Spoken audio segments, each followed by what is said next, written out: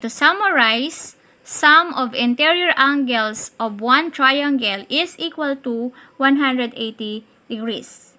So we can compute for the sum of interior angles of each of the given polygons by simply multiplying the number of triangles formed by 180. And we have this theorem, and this is very useful to compute the sum of interior angles of the polygon. We have the polygon interior angles theorem, which is the sum of the measures of the interior angles of a convex polygon with n sides is the quantity of n minus 2 times 180 degrees. Okay, so that is how to find the sum of interior angles of the polygon.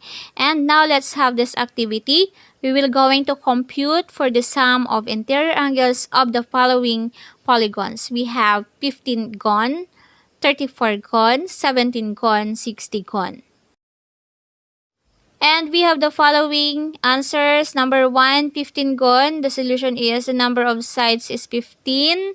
We use the formula. So substitute the number of sides, which is 15. So 15 minus 2 is 13. Times 180 degrees, we have 2,340 degrees. Okay, now number 2, we have 13 gon. The sum of interior angles, we have the number of sides 34, so substitute 34 to the formula. So we have 34 minus 2 is 32 times 180 degrees is 5,760 degrees.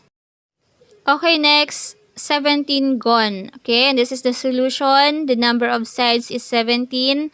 To find the sum, we have the formula n minus 2 times 180 degrees.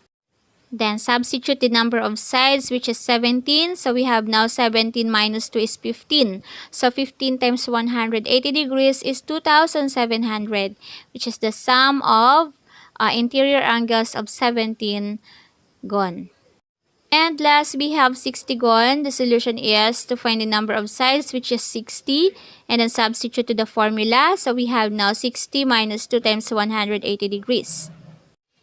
Now we have 60 minus 2 times 180 degrees. 60 minus 2 is 58 times 180 degrees is 10,440 degrees. Okay, so that is how to find the sum of interior angles of the given polygons. And that's all for now, and thank you for watching. So please don't forget to like, share, and subscribe. Thank you!